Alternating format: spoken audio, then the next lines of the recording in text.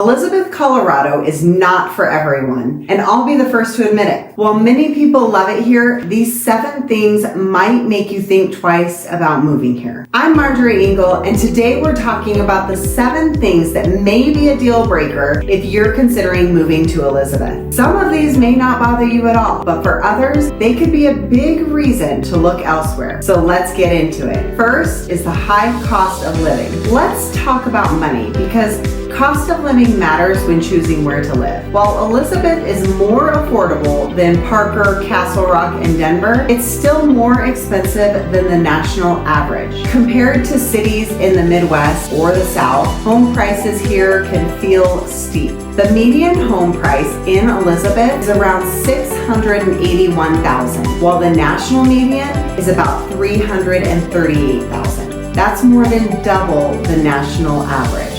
Denver's median home price is closer to $860,000. So compared to that, Elizabeth seems like a steal. Renting though isn't much better. A 2-bedroom apartment here averages around $2,000 a month, which is 42% higher than the national average. To top that off, we don't have many rental opportunities out here, so that alone drives up the cost. On top of housing, things like groceries, gas, and everyday expenses tend to be a little bit higher than other parts of the country.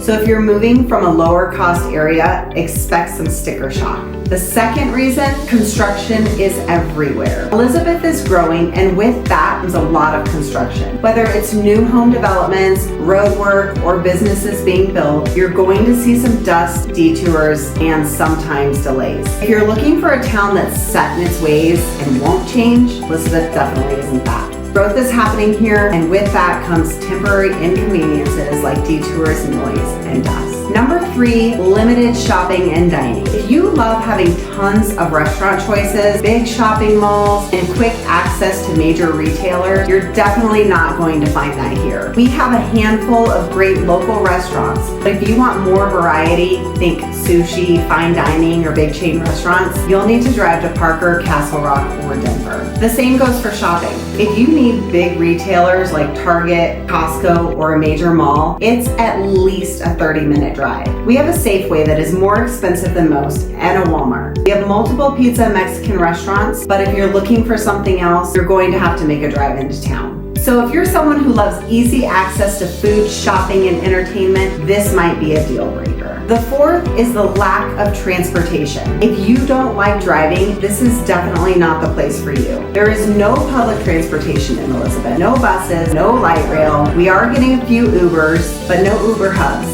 Nothing.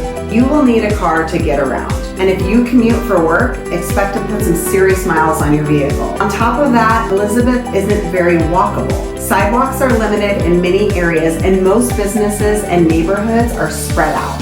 If you're used to walking or biking to restaurants, coffee shops, or parks, you won't find that it's easy to do that here. Number 5 is the limited job market. If you work remotely, fantastic. But if you need a local job, your options are going to be limited. Elizabeth has some jobs in small businesses, schools, and local services, but most higher paying jobs are in Parker, Castle Rock, or Denver. Commuting is the norm here. Most people drive 30 to 6 minutes daily for work. So unless you already have a remote job, or self-employed, or don't mind commuting, the job market could be a challenge.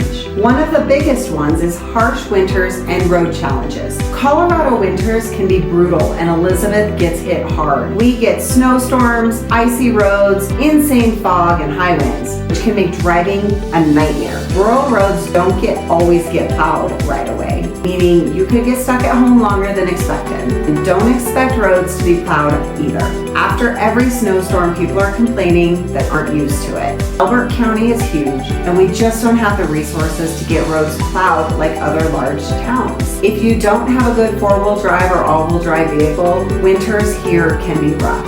And school, plan on a lot of snow days. A lot of families live on dirt roads, so buses just aren't able to drive on them. With the cold weather, adding wind makes below freezing temps, so kids just aren't able to wait outside for a bus. And let's not forget, spring storms can bring hail. So if you're not used to dealing with the harsh weather, this might be a deal breaker. Number 7 is the distance to healthcare services. Healthcare is important, and while we do have some local medical offices, there are no major hospitals in Elizabeth. For urgent care, ER visits, or specialty medical care, you'll need to drive 30 minutes or more to Parker, Castle Rock, or Denver. If you or a family member needs frequent medical treatment, this is something to seriously consider, as there isn't anything that is really close. Also, depending where you live, EMS might take longer to reach you. These are my top reasons not to move to Elizabeth, Colorado. Now, while all of these things are okay with me,